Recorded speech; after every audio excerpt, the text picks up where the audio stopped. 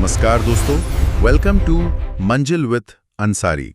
हाँ, आज हम DSSSB PRT 2026 के लिए एक बहुत ही इम्पॉर्टेंट मास्टर क्लास स्टार्ट कर रहे हैं, जिसमें हम एक डीप डाइव करेंगे। बिल्कुल, और ये सेशन कंप्लीटली कॉन्सेप्ट बेस्ड है, यानी PYQ ओरिएंटेड है और 2026 के मोस्ट एक्सपेक्टेड क्वेश्चंस पर फोकस्ड है। अगर आप लोग रैंक बूस्टर प्रिपरेशन कर रहे हैं, तो इस लेक्चर को बिगिनिंग से एंड तक ध्यान से सुनिए, क्योंकि हर concept exam point of view से बहुत ही डिटेल में एक्सप्लेन किया जाएगा। तो आज का हमारा जो डीप डाइव का विषय है वो है एंटोनिम्स मास्टर क्लास, यानी विलोम शब्द। और सबसे पहले समझते हैं कि इसका बेसिक कॉन्सेप्ट क्या है।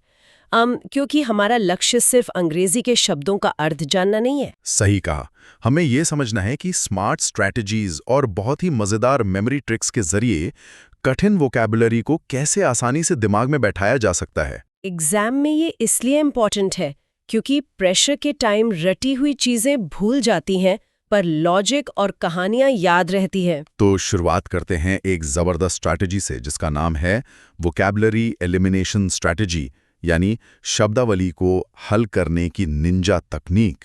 देखिए, सोर्स में इसको एक तराजू यानी बैलेंस स्केल के कॉन्सेप्ट से समझाया गया है। एक तरफ पॉजिटिव टोन है और दूसरी तरफ नेगेटिव टोन। स्टूडेंट्स यहाँ गलती करते हैं जब वो चारों ऑप्शंस के एग्जैक्ट हिंदी मीनिंग ढूंढने में अपना टाइम वेस्ट कर देते हैं। एकदम सही कहा। ध्यान रखिए, यहाँ कीवर्ड है टोन। अगर कोई मेन वर्ड पॉजिटिव है तो उसका एंटोनिम निश्चित रूप से नेगेटिव ही होगा। अब इस एग्जाम्पल को ध्यान से देखिए। अगर क्वेश्चन पॉजिटिव है तो सबसे पहले ऑप्शंस में से सारे पॉजिटिव शब्दों को तुरंत एलिमिनेट कर दीजिए। ये करेक्ट है, क्योंकि इससे आपका टाइम बचेगा और आप लॉजिकली सही आंसर तक पहुंच जाएंगे। ये 2026 में हाई प्रोबेबिलिटी टॉपिक है दोस्तों। अब मान लीजिए एग्जाम में ऐसा क्वेश्चन आ जाए जहां आप फंस रहे हैं, वहां ये टोन वाली ट्रिक गेम चेंजर साबित होगी। तो चलिए, इसी टोन और मिजाज को पहचानने के लिए हम अपने पहले सेक्शन की तरफ बढ़ते हैं, जो पर्सनैलिटी और फियरलेसनेस पर आधारित है। वर्ड है कैंडिड। इसका मतलब होता है स्पष्टवादी या ईमानदार। अब बात करते हैं एंटोनिम्स की, जो इसके लेफ्ट साइड पर है। हर एंटोनिम को ध्यान से सुनिए। इसका पहला एंटोनिम है रिस्ट्रेन्ड, मतलब जो खुलकर बात न करे। दूसरा एंटोनिम है इवेसिव, मतलब बात से बचना या टाल मटोल करना। तीसरा है सीक्रेटिव, यानी जो बातें छुपाता हो और ईमानदार न हो। चौथा एंटोनिम है कनिंग, जिसका मतलब है चालाक, जो सीधी बात नहीं करता। और पांचवा है डिसीटफुल, मतलब पूरी तरह धोखाबाज। ये सारे नेगेटिव टोन वाले वर्ड्स हैं। अब बात करते हैं सिनोनिम्स की राइट साइड पर। पहला है फ्रैंक, मतलब साफ साफ बोलने वाला। दूसरा सिनोनिम है आउटस्पोकन, जो बिना डरे अपनी बात सबके सामने रखे। तीसरा है ब्लंट, यानी मुंह फट, जो छुप सकता है पर सच होता है। चौथा है स्ट्रेट फॉरवर्ड, मतलब सीधी बात करने वाला। और पांचवा है इनजेन्युइस। ध्यान रखिए, ये इनजेन्युइन नहीं है, इसका मतलब सच्चा या निष्कपट होता है। अब सबसे पावरफुल मेमोरी ट्रिक, कैंडिड को याद रखिए कैंडिड के थ्रू। हाँ, सोचिए एक छोटा बच्चा कैंडी खा रहा है और कैंडी खाने वाले बच्चे हमेशा सच बोलते हैं। इसलिए कैंडिड का मतलब होता है ईमानदार या स्पष्टवादी। अगला वर्ड है इंट्रेपिड। इसका मतलब होता है निडर या बेहद साहसी। चलिए, इसके एंटोनिम्स देखते हैं। पहला एंटोनिम है टिमिड, मतलब डरपोक या टिमटिमाते तारे जैसा हल्का। दूसरा है मीक, यानी दबा हुआ या कमजोर व्यक्ति। तीसरा है एप्रीहेंसिव, जिसका मतलब है प्रीहेंस, यानी पहले से ही टेंशन या डर में रहना। चौथा एंटोनिम हम कह सकते हैं कावर्डली, जो डर कर पीछे हट जाए। और पांचवा है फियरफुल, जिसके अंदर डर भरा हो। अब बात करते हैं सिनोनिम्स की। पहला है गैलेंट, मतलब बेहद बहादुर, जैसे कोई जायंट हो। दूसरा है वैलियंट, इससे हिम्मत की कीमत का पता चलता है। तीसरा है ऑडेशियस, यानी ऑडी चलाने वाले का दुस्साहस। चौथा सिनोनिम है ब्रेव, यानी वीर। और पांचवा है फियरलेस, जिसे किसी का डर ना हो। अब इसकी मेमोरी ट्रिक पर आते हैं। इनट्रेपिड को याद रखिए इन ट्रैप के थ्रू। सोचिए, दुश्मन के ट्रैप में फंसकर भी कोई व्यक्ति निडर खड़ा है, इसलिए इनट्रेपिड का मतलब होता है निडर। अब हम दूसरे हिस्से पर आते हैं, जो सिचुएशंस और कठोरता से जुड़ा है। वर्ड है ड्रेकोनियन। इसका मतलब होता है बेहद कठोर या निर्दयी। इसके एंटोनिम्स देखते हैं। पहला एंटोनिम है लीनियंट, मतलब लीन या झुक जाने वाला, थोड़ा नरम स्वभाव का। दूसरा है माइल्ड यानी हल्का और शांत। तीसरा है जेंटल, जो व्यवहार में नरम हो। चौथा है परमिसिव, जो आसानी से छूट दे दे। और पांचवा है फ्लेक्सिबल, जो परिस्थिति के अनुसार खुद को मोड़ ले। अब आते हैं सिनोनिम्स पर। पहला है हार्श, मतलब रूखा और कठोर। दूसरा है सिवियर, जिसे हम सिवर यानी काट देने वाली कठोरता से जोड़ सकते हैं। तीसरा है रिगरस, जिसमें रगड़ देने वाली मेहनत या सजा हो। चौथा है स्टर्न यानी सख्त। और पांचवा है स्ट्रिक्ट, जो नियम का पक्का हो। और ड्रैकोनियन की मेमोरी ट्रिक बहुत मजेदार है, इसे ड्रैगन से याद रखिए। बिल्कुल, ड्रैगन के नियम और उसके कानून हमेशा क्रूर और कठोर होते हैं। इसलिए ड्रैकोनियन का मतलब होता है अत्यधिक कठोर। अगला वर्ड है टर्बिड। इसका मतलब होता है गंदा, धुंधला या अस्पष्ट। एंटोनिम्स देखते हैं। पहला है क्लियर यानी एकदम साफ। दूसरा एंटोनिम है ट्रांसपेरेंट, जिसके आर पार देखा जा सके। तीसरा है लिम्पिड, जिसे लैंप की साफ रोशनी से याद रख सकते हैं। चौथा है क्रिस्टल, जैसे क्रिस्टल क्लियर पानी। और पांचवा है प्योर यानी शुद्ध, जिसमें कोई मिलावट ना हो। सिनोनिम्स की बात करें तो पहला है मर्की, इसको मर्करी यानी पारे के गाढ़ेपन से याद रखिए। दूसरा है क्लाउडी, जिसमें बादलों जैसा धुंधलापन हो। तीसरा है ओपेक यानी ओपेक, जिसके आर पार कुछ ना दिखे। चौथा है मडी, जिसमें मिट्टी या कीचड़ मिला हो। और पांचवा है डर्टी यानी गंदा। अब सबसे पावरफुल मेमोरी ट्रिक पर ध्यान दीजिए। टर्बिड को याद रखिए तारबिड से। हाँ, सोचिए साफ पानी में तार गिर गया, जिसके झटके से नीचे की मिट्टी ऊपर आ गई और पानी गंदा हो गया। इसलिए टर्बिड का मतलब होता है गंदा या धुंधला। सिचुएशंस वाले सेक्शन में हमारा अगला वर्ड है एडवर्सिटी। इसका मतलब होता है विपत्ति या गरीबी। इसके एंटोनिम्स पर आते हैं। पहला है प्रॉस्पेरिटी यानी समृद्धि। दूसरा है फॉर्च्यून, मतलब अच्छा भाग्य या किस्मत। तीसरा एंटोनिम है सक्सेस यानी सफलता। चौथा है लग्जरी, जिसमें सारे ऐशो आराम हो। और पांचवा है फेवर, जब किस्मत आपका साथ दे। सिनोनिम्स देखते हैं। पहला है मिसफॉर्चून, जब भाग्य साथ छोड़ दे। दूसरा है कलामिटी, याद रखिए काली मिट्टी उड़ने वाली आपदा से। तीसरा है हार्डशिप यानी कड़ी मुश्किलें। चौथा है अफ्लिक्शन, जिसमें बहुत कष्ट हो। और पांचवा है पॉवर्टी यानी बेहद गरीबी। अब इसकी ट्रिक, एडवर्सिटी को एनिवर्सरी से याद रखिए। अरे ये तो बड़ी कॉमन ट्रिक है। सोचिए अगर आप अपनी एनिवर्सरी भूल गए तो घर में कितनी बड़ी विपत्ति आ जाएगी। बिल्कुल सही, इसलिए एडवर्सिटी का मतलब विपत्ति होता है। अब हम बढ़ते हैं तीसरे भाग की तरफ, जो ह्यूमन टेंडेंसीज यानी मानवीय प्रवृत्तियों पर है। वर्ड है मैग्नानिमस। इसका मतलब होता है उदार या बड़े दिल वाला। इसके एंटोनिम्स देखते हैं पहले। पहला एंटोनिम है पेटी, जो छोटी सोच रखता हो बस अपने पेट तक। दूसरा है सेल्फिश, जो सिर्फ अपना फायदा सोचे, स्वार्थी। तीसरा है मीन यानी मतलबी। चौथा है विंडिक्टिव, इसको विन करने के लिए बदला लेने वाले नेचर से जोड़ लीजिए। और पांचवा है मर्सिलेस, जिसमें बिल्कुल दया ना हो। सिनोनिम्स पर नजर डालते हैं। पहला है जेनरस, मतलब दिल खोल कर देने वाला। दूसरा है बेनेवोलेंट, जिसमें बेने यानी अच्छा और वॉलेंट यानी इच्छा शामिल हो, दूसरों का भला चाहने वाला। तीसरा है अल्ट्रुइस्टिक, इसमें ऑल ट्रू छिपा है, जो सबके लिए सच्चा हो। चौथा है चैरिटेबल, जो दान पुण्य करे। और पांचवा है नोबल, जिसका चरित्र महान हो। अब मेमोरी ट्रिक सुनिए। मैग्नानिमस को मेगा एनिमल से याद रखिए। हाँ, सोचिए एक मेगा एनिमल यानी शेर, जिसका दिल बहुत बड़ा है और उसने किसी छोटे जीव को माफ कर दिया। इसलिए मैग्नानिमस का मतलब होता है उदार या बड़े दिल वाला। अगला वर्ड है बॉइस्ट्रस। इसका मतलब होता है कोलाहलपूर्ण या उद्यमी। एंटोनिम्स देखते हैं। पहला एंटोनिम है रिस्ट्रेंड, जो हुड़दंग ना करे, कंट्रोल में रहे। दूसरा है क्वाइट यानी एकदम शांत। तीसरा है काम, मतलब शांत।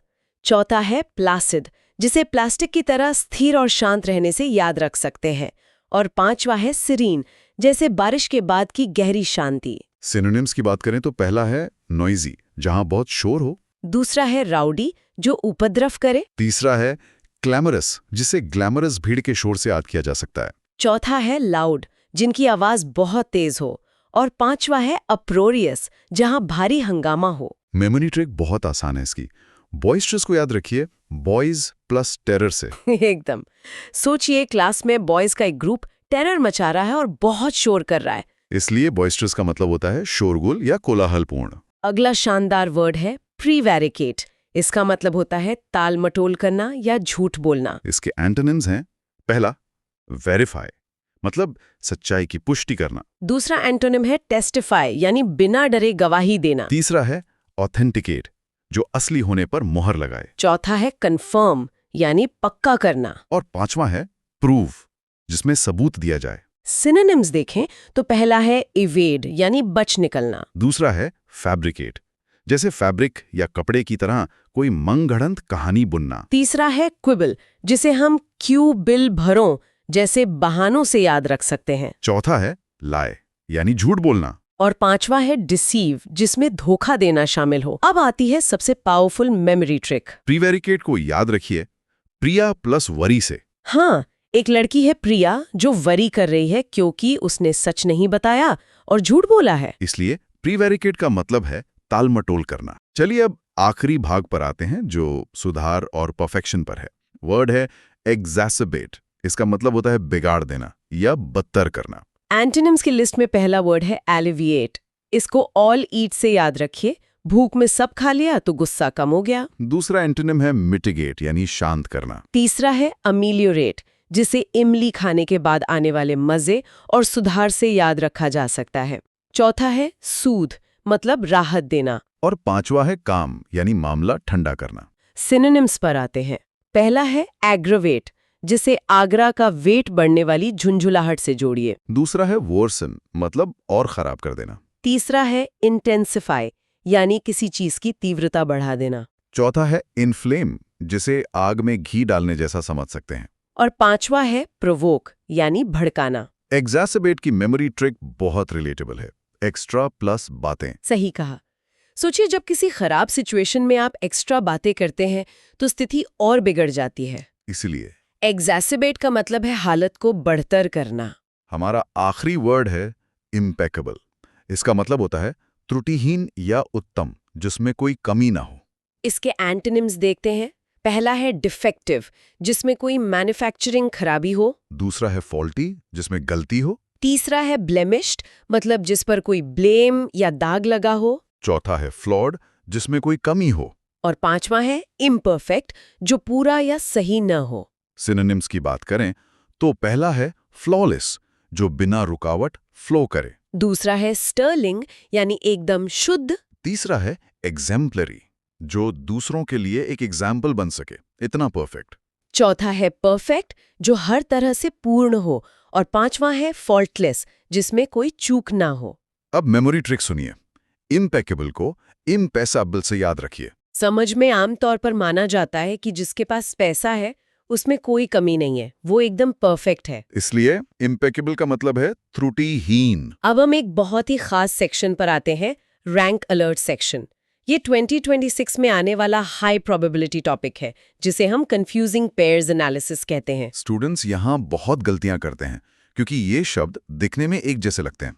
जैसे पहला पेयर है डिसइंटरेस्टेड और अनइंटरेस्टेड। हाँ, अनइंटरेस्टेड का मतलब तो होता है बोर हो जाना या रुचि न होना, पर डिसइंटरेस्टेड एक पॉजिटिव शब्द है जिसका मतलब है निष्पक्ष होना, जैसे एक जज को डिसइंटरेस्टेड होना चाहिए। दूसरा पेयर है असेटिक और एस्थेटिक। देखिए, असेटिक एक साधु या तपस्वी के लिए यूज होता है जिसमें सेल्फ डिसिप्लिन हो, जबकि एस्थेटिक का संबंध ब्यूटी और आर्ट यानी सौंदर्य से है। और तीसरा पेयर है इम्पॉसिबल और इम्पॉसिबल। सके जैसे रास्ता ब्लॉक हो गया हो। चलिए जल्दी से क्विक रिवीजन कर लेते हैं दोस्तों। आज हमने वोकैबुलरी एलिमिनेशन स्ट्रैटेजी समझी और देखा कि टोन कितनी जरूरी है। साथ ही हमने 10 शब्दार्थ और उनकी बढ़िया ट्रिक सीखी, जैसे कैंडी खाने वाले बच्चे कैंडिड होते हैं, इन ट्रैप रहकर इंट्रिपिड बनते हैं, और ड्रैगन के कानून ड्रिकोनियन होते हैं। तार गिरने से पानी टर्बिड होता है और एनिवर्सरी भूलने से एडवर्सिटी आती है। मेगा एनिमल मैग्नानिमस होता है,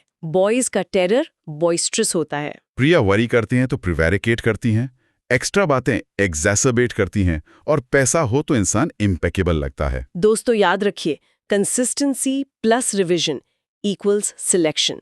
अगर आप बार बार रिवाइज करेंगे तभी ये ट्रिक्स प्रेशर में काम आएंगी। सोर्स में एक नई डीप डाइव में बहुत बहुत स्वागत है। आज का जो टॉपिक है ना, वो DSSB, PRT 2026, UP TET, H TET और चंडीगढ़ JBT जैसे सभी आगामी एग्जाम्स के लिए एक बड़ा गेम चेंजर साबित होने वाला है। हाँ, और टॉपिक सुनने में बड़ा आम लगता है।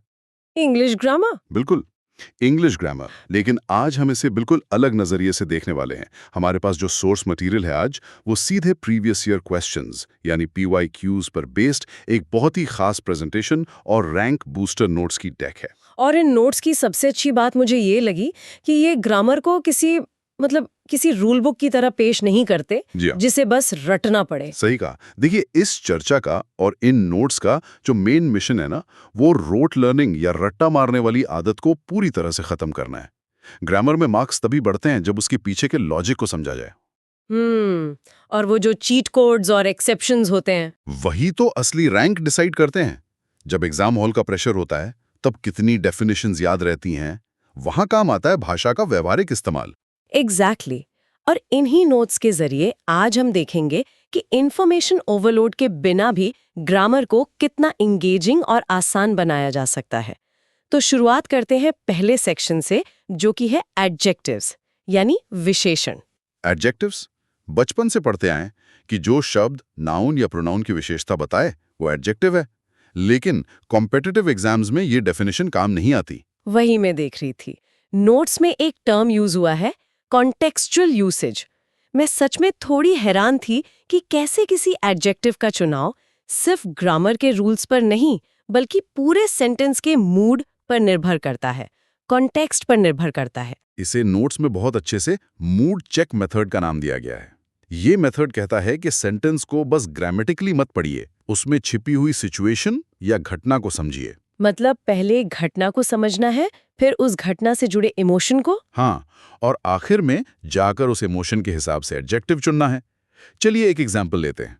अगर कोई खबर आती है जो बहुत चौंकाने वाली है, यानी न्यूज शॉकिंग है, अब उस शॉकिंग न्यूज पर किसी का रिएक्शन स्किल्ड कैसे हो सकता है? बिल्कुल नहीं हो सकता। पर एग्जाम में सेंटेंस आ जाता है, we were very skilled when we heard the news. और जल्दबाजी में कैंडिडेट्स इस छोटी सी एरर को मिस कर जाते हैं, क्योंकि सेंटेंस की बनावट सही लगती है, जबकि सही होना चाहिए we were very shocked when we heard the news.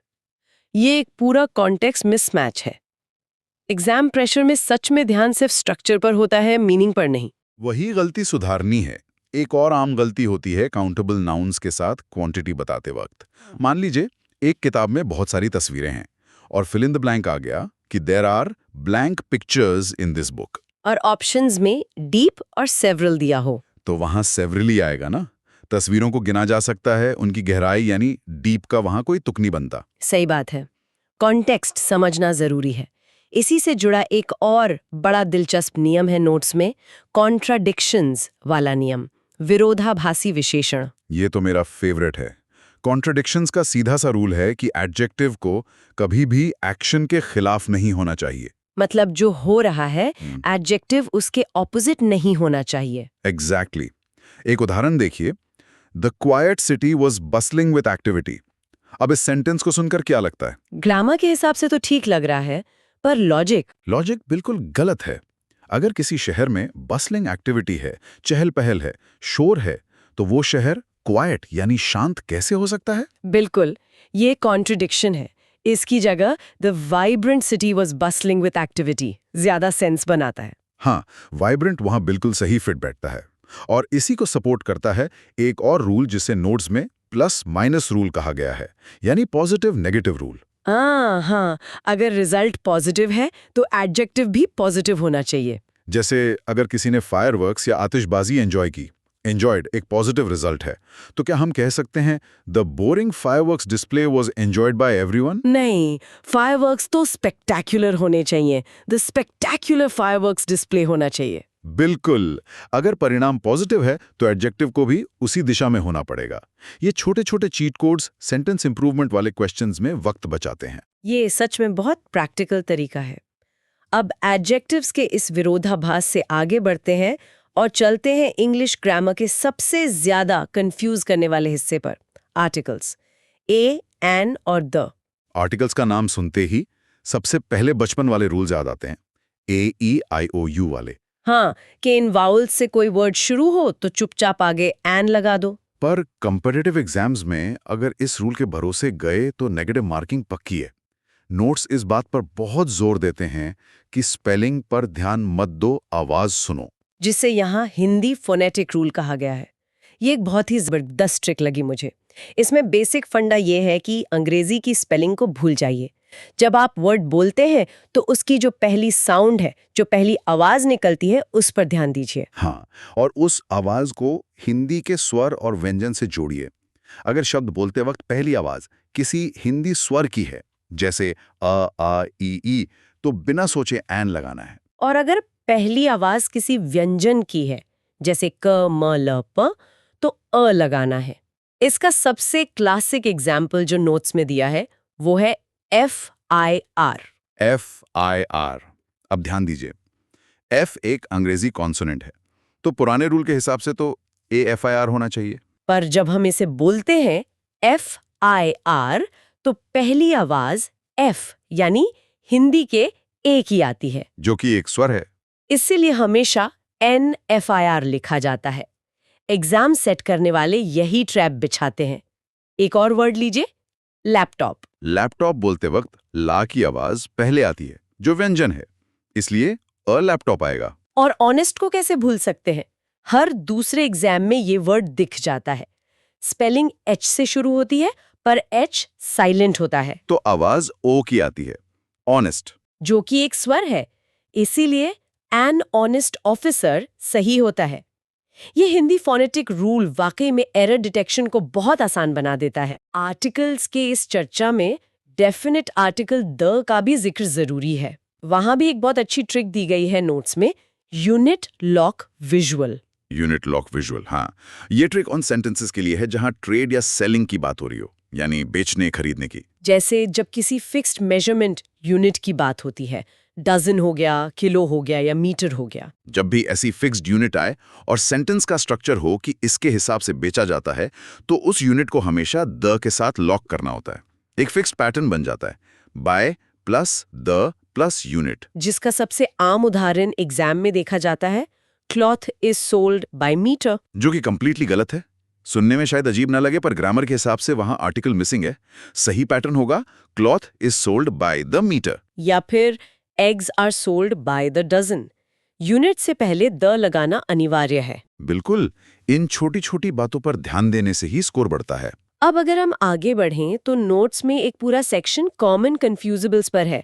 ऐसे शब्द जो दिखने में जुड़वा भाई जैसे लगते हैं, पर मीनिंग बिल्कुल अलग होते हैं। और सबसे ज्यादा कंफ्यूजन पैदा करते हैं, जैसे लास्ट और लेटेस्ट। हाँ, लास्ट और लेटेस्ट, इन दोनों को अक्सर लोग एक दूसरे की जगह यूज कर लेते हैं, पर इनका फर्क बहुत बेसिक सा है। नोट्स में जो मेमोरी ट्रिक दी है वो बहुत काम की है। वो LATST वाली ट्रिक। हाँ, लेटेस्ट का सीधा कनेक्शन टाइम यानी समय से है। समय के दौर में जो सबसे नया है वो लेटेस्ट है। जैसे अगर हम कहें द लेटेस्ट न्यूज, मतलब अभी तक की सबसे ताजी खबर। पर इसका मतलब ये नहीं कि आगे और खबरें नहीं आएंगी, वक्त के साथ और नहीं आएंगी। वहीं दूसरी तरफ LAST यानी लास्ट का कनेक्शन एंड से है, अंत से। उसके बाद उस क्रम में और कुछ नहीं बचा। जैसे the last chapter of a book, उसके बाद कोई नया चैप्टर नहीं आएगा, वो अंत है। इसीलिए जब अखबारों के एडिशंस की या किसी मैगजीन के नए इश्यू की या फैशन ट्रेंड्स की बात होती है, तो वहाँ लेटेस्ट लगता है, क्योंकि वो समय के साथ अपडेट होते रहेंगे। हर article was published in the latest issue. सही पकड़ा। इसी कैटेगरी में एक और जोड़ा है जो हमेशा फंसाता है, फार्दर और फर्दर। FARTHER और FURTHER। इनमें तो सिर्फ एक लेटर का फर्क है, ए और यू का। पर मीनिंग जमीन आसमान का अलग है। यहाँ ट्रिक वर्ड की स्पेलिंग के अंदर ही छिपी है। फार्दर में ध्यान से देखिए, शुरू में फार आता है, FAR, जिसका मतलब होता है दूर, यानी फिजिकल डिस्टेंस, भौतिक दूरी। एग्जैक्टली। जब भी दो जगहों के बीच की दूरी नापनी हो तो वहां फार्दर आएगा, जैसे my house is farther than yours. और जब बात दूरी की ना हो बल्कि किसी और चीज में इजाफा करने की हो, जैसे कोई एडिशनल इंफॉर्मेशन, इंस्ट्रक्शंस या किसी काम में होने वाली देरी को दिखाना हो, तो वहां फर्दर आएगा। हाँ, जैसे हम आमतौर पर बोलते हैं ना, don't make any further delay, यानी अब आगे और देरी मत करो। यहाँ कोई दूरी तो नाप नहीं रहे। या फिर for further details contact the office. यहाँ फिजिकल डिस्टेंस का कोई लेना देना नहीं है, ये फिगरेटिव कॉन्टेक्स्ट है। बिल्कुल, और फिगरेटिव या एडिशनल कॉन्टेक्स्ट के लिए हमेशा फर्दर का ही इस्तेमाल होगा। कॉन्टेक्स्ट से ही एक और बहुत बढ़िया ट्रिक नोट्स में दी गई है डिग्रीज ऑफ कंपैरिजन के हवाले से, जिसे TH लिंक ट्रिक बोला गया है। TH लिंक ट्रिक वाकई बहुत सॉलिड रूल है। ये रूल तब लगता है जब सेंटेंस में थैन आता है, THAN। देखिए, थैन का आम काम ही होता है दो चीजों के बीच तुलना करना। तो ट्रिक ये कहती है कि अगर सेंटेंस में थैन मौजूद है तो उस सेंटेंस में कंपैरेटिव डिग्री का होना अनिवार्य है। यानी एडजेक्टिव के आगे या तो ER लगा होगा या उससे पहले मोर लगा होगा। बिना कंपैरेटिव डिग्री के थैन लगाना बिल्कुल गलत है। उदाहरण के तौर पर अगर सेंटेंस लिखा हो in summer days are long than nights, तो ये पढ़ने में ही अजीब लग रहा है, क्योंकि थैन तुलना मांग रहा है और लॉन्ग पॉजिटिव डिग्री में है। इसे कंपैरेटिव बनाना होगा। सही सेंटेंस बनेगा in summer days are longer than nights. Iron is heavier than wood, ये भी इसी रूल का बेस्ट एग्जाम्पल है। हेवी की जगह हेवियर। सही बात है। ये TN लिंक वाली ट्रिक माइंड में क्लिक कर जाए तो क्वेश्चंस ऑप्शंस देखते ही एलिमिनेट हो जाते हैं। अब ग्रामर के इन टेक्निकल रूल्स से थोड़ा आगे बढ़ते हैं और चर्चा करते हैं उस सेक्शन की जिसमें थोड़ा इतिहास और कहानियां जुड़ी हैं, यानी वोकैबुलरी और पैराजम्बल्स। वोकैबुलरी, जिसे सुनकर अक्सर स्टूडेंट्स डर जाते हैं कि इतने हजारों शब्द कैसे याद होंगे। पर नोट्स में वन वर्ड सब्स्टिट्यूशन को एक बिल्कुल नए तरीके से समझाया गया है। रूट्स के जरिए। शब्दों के अंदर उनका मतलब और उनका पूरा इतिहास छिपा होता है। हाँ, जैसे पायरोमेनिया और क्लेप्टोमेनिया। अब इनको रटने की जरूरत नहीं है अगर आप रूट समझ लें। पायरो का मतलब? पायरो का सीधा मतलब फायर यानी आग से होता है, और मेनिया का मतलब होता है किसी काम को करने की एक ऐसी बेकाबू इच्छा, एक जुनून जिस पर आपका बस ना चले। तो दोनों को मिला दिया तो बन गया पायरोमेनिया, आग लगाने की एक अनहेल्दी या कंपल्सरी आदत या जुनून। और इसी तरह क्लेप्टोमेनिया, जिसमें इंसान को चोरी करने की एक बीमारी जैसी आदत हो जाती है। वो चोरी शौक से नहीं करता, बस उस कंपल्शन को रोक नहीं पाता। एक बात यहाँ ध्यान देने वाली है जिसे नोट्स में रैंक अलर्ट के तौर पर हाईलाइट किया गया है, वो है पायरोमेनिया और पायरोफोबिया के बीच का फर्क। ओह हाँ, फोबिया और मेनिया में लोग उलझ जाते हैं। फोबिया मतलब डर, तो पायरोफोबिया मतलब आग से लगने वाला डर, और पायरोमेनिया मतलब आग लगाने का जुनून। दोनों ऑपोजिट है एक तरह से। और रूट्स की बात हो ही रही है तो उस एक वर्ड का जिक्र जरूर होना चाहिए जो मुझे बड़ा दिलचस्प लगा, पीसोफोलॉजिस्ट। पीसोफोलॉजिस्ट, चुनाव विश्लेषक, आजकल न्यूज चैनल्स पर इलेक्शन के टाइम पर बहुत सुनने को मिलता है। पहली बात तो ये कि इसकी स्पेलिंग P से शुरू होती है जो कि साइलेंट है, PSEPHOLOGIST। पर इस शब्द के पीछे की जो कहानी है वो वाकई कमाल है। हाँ, इसका रूट एंशिएंट ग्रीक भाषा से आता है। ग्रीक में सेफ का मतलब होता था कंकर या पेबल, छोटे पत्थर। अब कंकर से इलेक्शन का क्या कनेक्शन है? पुराने समय में जब आज जैसी वोटिंग मशीन्स या बैलेट पेपर नहीं होते थे तो लोग अपना वोट डालने के लिए अलग-अलग बर्तनों में कंकड़ डालते थे। वही कंकड़ गिनकर रिजल्ट आता था। क्या बात है, मतलब हजारों साल पुराना कंकर का वो कॉन्सेप्ट आज के डिजिटल युग में सेफोलॉजिस्ट शब्द में जिंदा है। ये रूट्स जानने के बाद शब्द कभी नहीं भूलते। बिल्कुल, शब्दों और भाषा की ये जानकारी बताती है कि इसमें लिटरल ट्रांसलेशन काम नहीं आता, खासतौर पर प्रोवर्ब्स और इडियम्स में, यानी मुहावरों में। मुहावरों का अगर शाब्दिक अनुवाद यानी वर्ड टू वर्ड ट्रांसलेशन करने लग गए तो पूरा अर्थ ही बदल जाएगा। उसमें हमेशा एक मेटाफर, एक रूपक छिपा होता है। जैसे एक मशहूर प्रोवर्ब है नोट्स में, the tree that bears the most fruit bends the lowest. अब इसका हिंदी ट्रांसलेशन करें तो बनेगा, जिस पेड़ पर सबसे ज्यादा फल लगते हैं वो सबसे ज्यादा झुकता है। पर इसका असल मतलब पेड़ों से नहीं, इंसानों से है। ये मेटाफर है ह्यूमिलिटी यानी विनम्रता का। जिस इंसान के पास जितना ज्यादा ज्ञान या सफलता होती है उसे उतना ही ज्यादा शांत और विनम्र होना चाहिए। सही कहा। एक और इडियम है जो प्रैक्टिकल सिचुएशंस में बहुत फिट बैठता है। In the country of the blind, the one eyed man is king. अंधों में काना राजा। एग्जैक्टली। पर इसका आम जिंदगी में कॉन्टेक्स्ट देखिए। मान लीजिए एक ऐसी टीम है जिसमें किसी को भी टेक्नोलॉजी की बिल्कुल समझ नहीं है, नॉन टेक बैकग्राउंड के लोग हैं। और वहां कोई एक ऐसा शख्स आ जाए जिसे बस थोड़ी बहुत बेसिक एक्सेल आती हो, तो बस उस अंधी टीम में वो बेसिक स्किल्स वाला इंसान ही सबसे बड़ा हीरो बन जाता है, वो वहां का राजा बन जाता है। यही इन इडियम्स का असली टेस्ट है। उन्हें सिचुएशंस पर अप्लाई करना। अब आते हैं एग्जाम के उस हिस्से पर जिसे देखकर अच्छों के पसीने छूट जाते हैं, पैरा जंबल्स यानी सेंटेंस रीअरेंजमेंट। 4 सेंटेंसेस को आगे पीछे कर दिया जाता है और उनका सही सीक्वेंस ढूंढना होता है। पर इसमें डरने वाली कोई बात नहीं है, अगर थोड़ी सी ट्रिक बताओ। नोट्स की ट्रिक तो बहुत क्लियर है। सबसे पहला स्टेप है ओपनिंग सेंटेंस को पहचानना, और उसका रूल ये है कि ओपनिंग सेंटेंस हमेशा एक इंडिपेंडेंट नाउन से शुरू होगा। बिल्कुल, कोई भी पैराग्राफ तभी शुरू होता है जब हम किसी नए कैरेक्टर या नई सिचुएशन को इंट्रोड्यूस करते हैं। इसलिए पहला सेंटेंस कभी भी ही, शी, इट जैसे प्रोनाउन से शुरू नहीं हो सकता। और ना ही बट, सो, हाउएवर जैसे कनेक्टर्स से, क्योंकि ये शब्द किसी पुरानी बात को आगे बढ़ाते हैं। तो बस ऑप्शंस में जहां भी सेंटेंस इन शब्दों से शुरू हो रहा हो, उस ऑप्शन को सीधे एलिमिनेट कर दीजिए। और उसके बाद बारी आती है मैंडेटरी पेयर ट्रिक की। ये बड़ी आसान लग रही थी मुझे, है ना? मैंडेटरी पेयर में करना ये होता है कि नाउन और प्रोनाउन को लिंक करके एक जोड़ी बनानी होती है। जैसे एक सेंटेंस में लिखा है राहुल और दूसरे सेंटेंस में लिखा है ही। तो लॉजिक कहता है कि राहुल वाला सेंटेंस हमेशा ही वाले सेंटेंस से पहले आएगा। एग्जैक्टली। और इस तरह 2 सेंटेंसेस की एक फिक्स्ड जोड़ी बन गई। अब बस ऑप्शंस में जाकर देखिए कि ये जोड़ी किस सीक्वेंस में मौजूद है।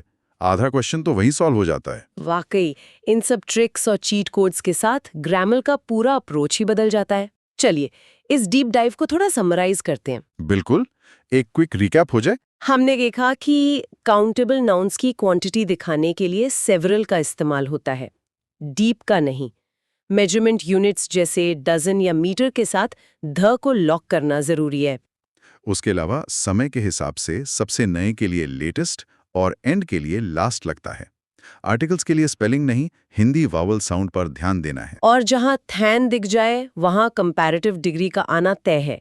ये सब एग्जाम पास करने के बहुत स्ट्रॉन्ग टूल्स हैं।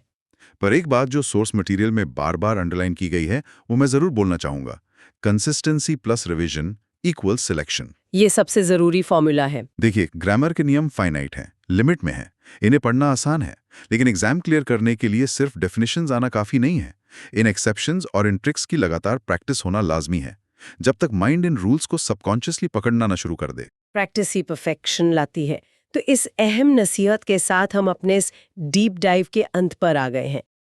आज की इस गहन चर्चा में हम एक ऐसे विषय की परतों को खोलने वाले हैं जो मतलब स्कूल के दिनों की याद दिला देता है।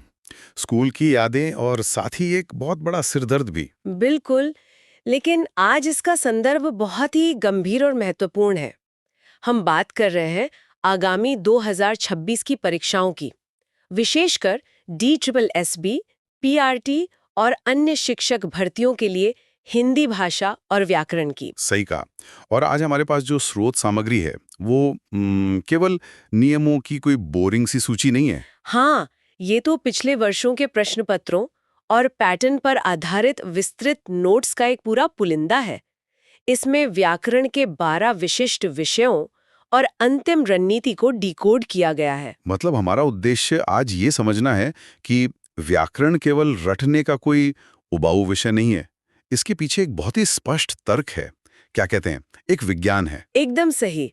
अगर इसे एक पहेली की तरह देखा जाए तो हर नियम उस पहेली को सुलझाने का एक सुराग बन जाता है। तो चलिए इस पूरे विषय को थोड़ा विस्तार से समझते हैं। बिल्कुल, क्योंकि परीक्षा में जो मेरिट तय होती है वो इन्हीं छोटी छोटी बातों पर निर्भर करती है, जो है वाक्यांश के लिए एक शब्द, वन वर्ड सब्स्टिट्यूशन। हाँ, नोट्स इस बात पर बहुत जोर देते हैं कि भाषा में प्रभाव लाने के लिए संक्षिप्तता कितनी जरूरी है। लंबी बात को एक सटीक शब्द में समेटना एक कला है। बिल्कुल, स्रोत सामग्री में एक बहुत ही दिलचस्प उदाहरण दिया गया है। प्रश्न था, कहीं से नया नया आया हुआ, जिसका सही उत्तर नवागंतुक बताया गया है। लेकिन परीक्षार्थियों को फंसाने के लिए विकल्पों में नश्वर और नभचर जैसे शब्द भी दिए गए थे। ये भ्रम पैदा करना ही तो परीक्षा का मुख्य डिजाइन है, और यहीं पर मूल भाव और शब्दों की बनावट का नियम काम आता है, जिसे हम संधि विच्छेद या रूट वर्ड मेथड कहते हैं। एकदम सही। किसी भी शब्द का चयन हमेशा उसके मूल भाव पर होना चाहिए। जैसे नभचर का ही उदाहरण लेते हैं। नभ का अर्थ है आकाश और चर का अर्थ है चलने वाला। तो नभचर का सीधा मतलब हुआ आकाश में चलने वाला। अब यहीं पर एक बहुत ही बारीक अंतर समझने की जरूरत है। क्या कोई नवचर और अंतरिक्ष यात्री को एक ही मान सकता है? तकनीकी रूप से तो दोनों ऊपर ही जा रहे हैं अंतरिक्ष की तरफ। हाँ, लेकिन भाषा के संदर्भ में दोनों बिल्कुल अलग हैं। नवचर आमतौर पर पक्षियों के लिए रूढ़ हो चुका शब्द है, जबकि अंतरिक्ष यात्री वो इंसान है जो वैज्ञानिक मिशन पर जाता है। ये शब्दों को डिकोड करने का बहुत ही तार्किक तरीका है। इसी विषय में एक संभावित प्रश्न भी है जो पहले कभी न हुआ हो, जिसका उत्तर है अभूतपूर्व। हाँ, इसे भी तोड़ें तो अ मतलब नहीं और भूतपूर्व मतलब जो पहले हो चुका हो, दोनों मिला दिया तो अर्थ बिल्कुल साफ। एकदम। अब अगर हम वाक्यों के निर्माण की बात करें तो कारक चिन्हों का जिक्र आना लाजमी है। अरे, यहाँ जो बात सबसे दिलचस्प हो जाती है वो है से कारक को लेकर होने वाला बड़ा भ्रम। अच्छे इसमें उलझ जाते हैं। से का प्रयोग दो बिल्कुल अलग परिदृश्यों में होता है ना? हाँ, क्योंकि शब्द एक ही है लेकिन उसकी भूमिकाएं दो हैं, करण कारक और अपादान कारक। तो करण कारक में से का मतलब कोई साधन या टूल होता है? जी बिल्कुल। उदाहरण के लिए, लड़का कलम से लिखता है। यहाँ कलम वह साधन है जिसकी मदद से क्रिया पूरी हो रही है। और दूसरी तरफ अपादान कारक, वहां से का प्रयोग अलगाव या सेपरेशन के लिए होता है। जैसे पेड़ से पत्ता गिरा, यहाँ पत्ता पेड़ से अलग हो रहा है, दोनों के बीच दूरी बढ़ रही है। बिल्कुल, इसलिए ये अपादान कारक है। तो एक जगह से जोड़ने का काम कर रहा है और दूसरी जगह अलग करने का। स्रोत सामग्री में एक बेहतरीन संभावित प्रश्न है, पिताजी बाजार से ताजी हरी सब्जी लाए। अब इस लॉजिक के हिसाब से ये से अपादान कारक होना चाहिए, क्योंकि यहाँ बाजार से अलगाव का भाव है। पिताजी बाजार से प्रस्थान करके घर आए हैं। एकदम सही है। इसके साथ ही को और के लिए के बीच का अंतर भी स्पष्ट किया गया है। जैसे लिखने के लिए लिपियां, इसे संप्रदान कारक बताया गया है क्योंकि इसमें एक स्पष्ट उद्देश्य छिपा है। सही कहा। अब वाक्यों की इसी कहानी को अगर टुकड़ों में बांट दें तो उन्हें वापस जोड़ने का भी अपना एक विज्ञान है, जिसे वाक्य क्रम व्यवस्था या सेंटेंस रीअरेंजमेंट कहते हैं। जी, ये कोई तुक्केबाजी नहीं है, पूरी तरह लॉजिकल है। इसके लिए लिंक मेथड अपनाया जाता है। मतलब कि परंतु, लेकिन जैसे शब्द शुरुआत में नहीं आ सकते।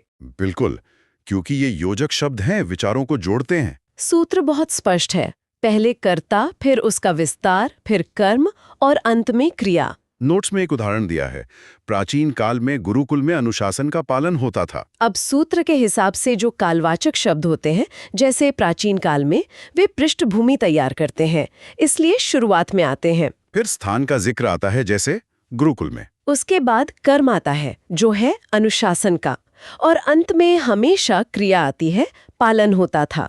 तो ये एक बहुत ही व्यवस्थित तरीका है शब्दों को सही जगह रखने का। इसके बाद अगला पड़ाव आता है क्रिया और उसका उचित प्रयोग। हाँ, कॉन्टेक्सचुअल वर्ब। परीक्षाओं में इसके काफी प्रश्न आते हैं, जैसे मैं घड़ा भरता हूँ। यहाँ विकल्पों में लगभग या फिर भी दिए जाते हैं, जो कि क्रिया विशेषण है, क्रिया नहीं। घड़ा एक पात्र है तो उसे भरा ही जा सकता है। संदर्भ अहम है।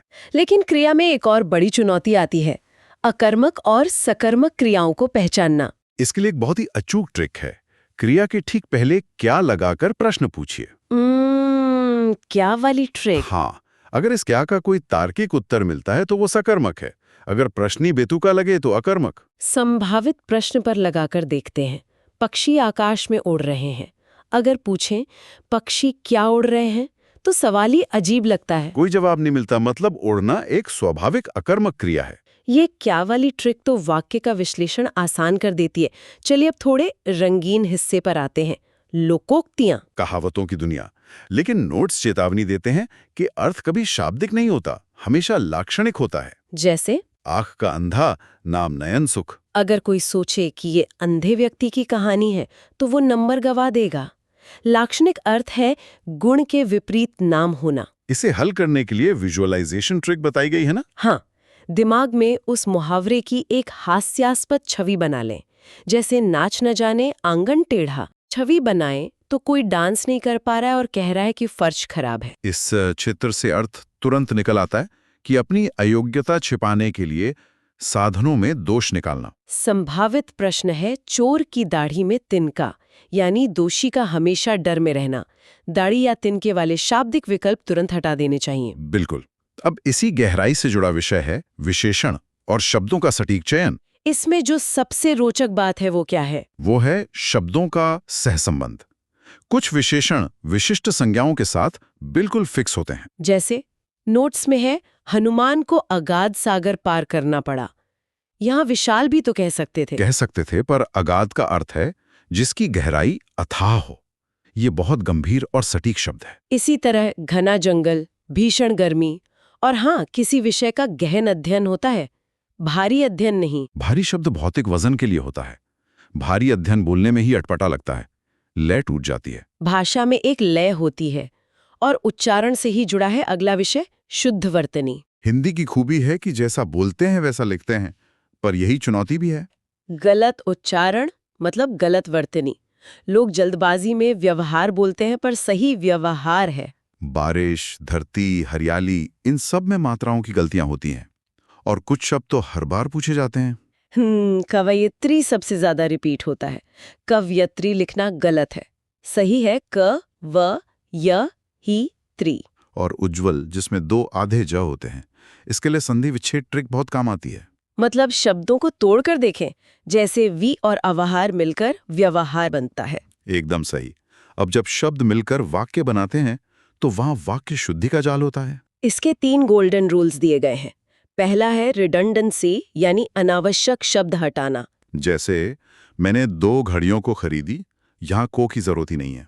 मैंने 2 घड़ियां खरीदी, सही है। दूसरा नियम सर्वनाम का है। मेरे को या तेरे को गलत है, मुझे या तुम्हें सही है। और तीसरा सबसे विश्लेषणात्मक है, ने का नियम। अरे ये ने रूल बहुत दिलचस्प है। ये पूरी संरचना पलट देता है। हाँ, जब कर्ता के साथ ने कारक जुड़ता है तो क्रिया कर्ता के अनुसार नहीं बल्कि कर्म के अनुसार बदलती है। जैसे राम ने रोटी खाई, राम पुल्लिंग है, पर ने लगने से क्रिया रोटी यानी स्त्रीलिंग के हिसाब से खाई हो गई। यही तो व्याकरण की खूबसूरती है। अब मुहावरों की दुनिया में चलते हैं। मुहावरों के अंत में अक्सर ना आता है। और ये स्वतंत्र वाक्य नहीं होते। जैसे गूलर का फूल होना, यानी दुर्लभ वस्तु। या उल्टी माला फेरना, जिसका मतलब है किसी का बुरा सोचना। एक और है अंडे का शहजादा, अत्यंत अनुभवहीन व्यक्ति जिसने दुनिया नहीं देखी। संभावित प्रश्नों में है ना को चने चव्वाना, यानी बहुत तंग करना। और अंधे को दीपक दिखाना, मतलब ना समझ को उपदेश देना। इसके बाद विषय आता है विषम वाक्य चयन का। Odd one out. यह व्याकरण से ज्यादा तर्क शक्ति यानी रीजनिंग का परीक्षण है। इसमें विषय की एक रूपता और टोन को पहचाना जाता है। बिल्कुल। जैसे अगर 3 वाक्य क्रोध की प्रकृति बता रहे हैं और चौथा बदला लेने की सामर्थ्य बता रहा है, वो चौथा वाक्य विषम होगा क्योंकि वो क्रोध का परिणाम बता रहा है, प्रकृति नहीं। एकदम सही। सकारात्मक और नकारात्मक टोन अलग करने का ये बेहतरीन तरीका है। चलिए अब वोकैबुलरी पावर पैक की तरफ आते हैं। इंद्र के पर्यायवाची दिए हैं सुरेश, पुरंदर, वासव, सुरपति। लेकिन इसमें सबसे जादुई चीज है वो प्रत्यय trick, the magic suffix trick. मुझे ये ट्रिक बहुत पसंद आई। ये साबित करती है कि भाषा कितनी वैज्ञानिक है। हाँ, पानी का पर्यायवाची है नीर। अब इसमें अलग अलग प्रत्यय जोड़ें तो नए शब्द बनते हैं। अगर नीर में ज जोड़े मतलब जन्म लेने वाला, तो नीरज कमल बन गया। द जोड़ें मतलब देने वाला, तो नीरद बादल बन गया। और धी जोड़े मतलब धारण करने वाला, तो नीरधी यानी समुद्र बन गया। एक शब्द से कितनी श्रेणियां बन गई। ये रटने की जरूरत ही खत्म कर देता है। विलोम शब्दों में भी कुछ खास जोड़े हैं। जैसे जड़ का चेतन, कृतज्ञ का कृतज्ञ, अवर का प्रवर और सृष्टि का प्रलय। अब हम आखिरी और वैचारिक खंड पर आ गए हैं, तत्सम, तद्भव और अंतिम रणनीति। तत्सम मतलब संस्कृत के मूल कठोर शब्द, और तद्भव जो प्रयोग के साथ सरल होकर हिंदी में आए। पहचानने की ट्रिक बहुत ठोस है। जहाँ क्ष, त्र, ज्ञ, श्र और री की मात्रा हो वो तत्सम है। और जहां चंद्र बिंदु हो वो तद्भव है। तत्सम का श अक्सर तद्भव में स बन जाता है।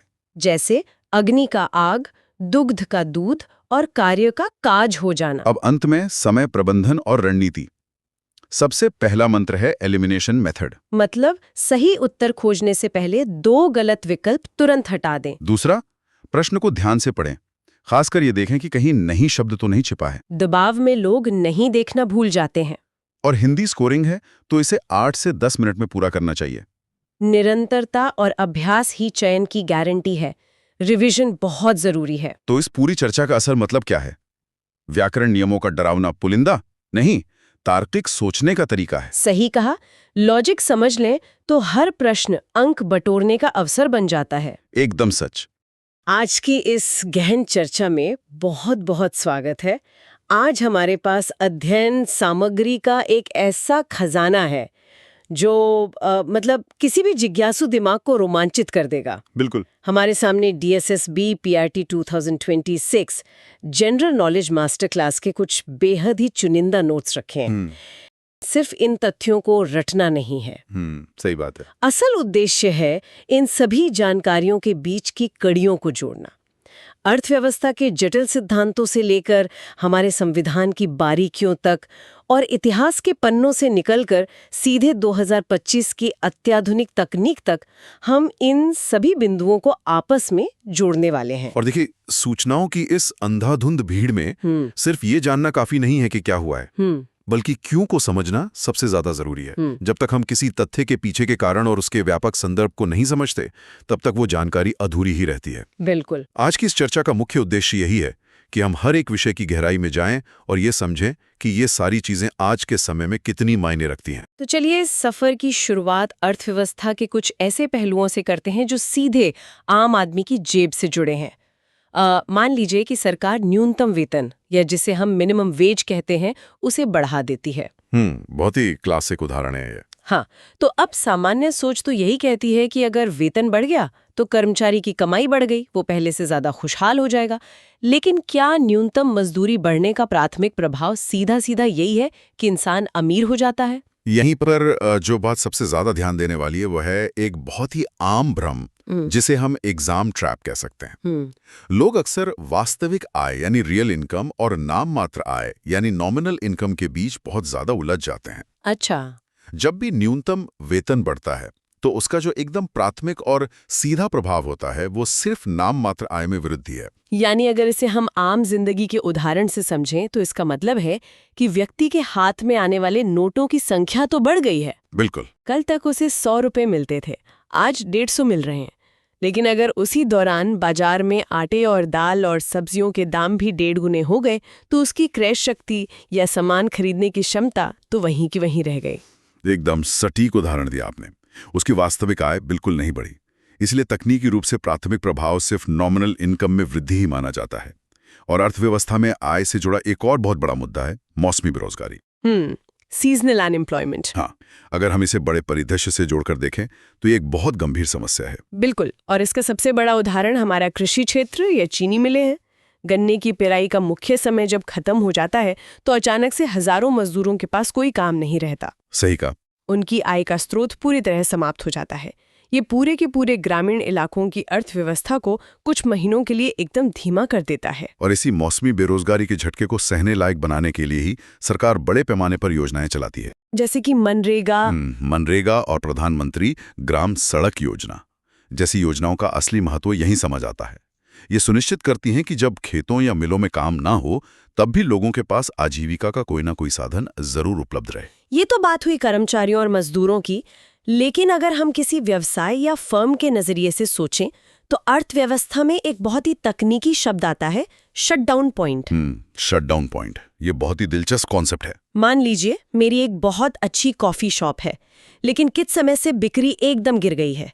अब वो कौन सा बिंदु है जहां मुझे लगेगा कि बस अब दुकान बंद करनी पड़ेगी? देखिए, शटडाउन पॉइंट को लेकर भी एक बहुत बड़ा भ्रम है।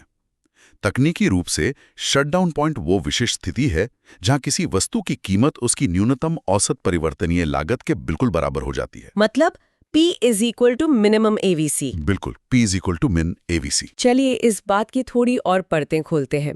वापस अपनी कॉफी शॉप पर चलते हैं। परिवर्तनीय लागत यानी वो खर्च जो रोज होता है, जैसे दूध और कॉफी बीन्स और चीनी। हाँ, जो प्रोडक्शन के साथ बदलता है। तो अगर मैं 1 कप कॉफी बेचकर इतना पैसा भी नहीं कमा पा रही हूँ कि उस 1 कप में इस्तेमाल हुए दूध और कॉफी बीन्स की कीमत निकल सके, तो कॉफी बनाने का कोई फायदा नहीं है। एकदम सही। मैं हर कप के साथ अपना नुकसान बढ़ा रही हूँ। और यही वो महत्वपूर्ण अंतर है जो मैं स्पष्ट करना चाहता था। शटडाउन का मतलब बाजार को हमेशा के लिए छोड़कर चले जाना नहीं होता है। अच्छा, हाँ, ये पूरी तरह से एक अल्पकालिक अवधारणा है, शॉर्ट रन में। इसका सीधा सा मतलब है कि फर्म ने कुछ समय के लिए अस्थायी रूप से अपना उत्पादन रोक दिया है ताकि वो हर दिन होने वाले नए नुकसान से बच सके।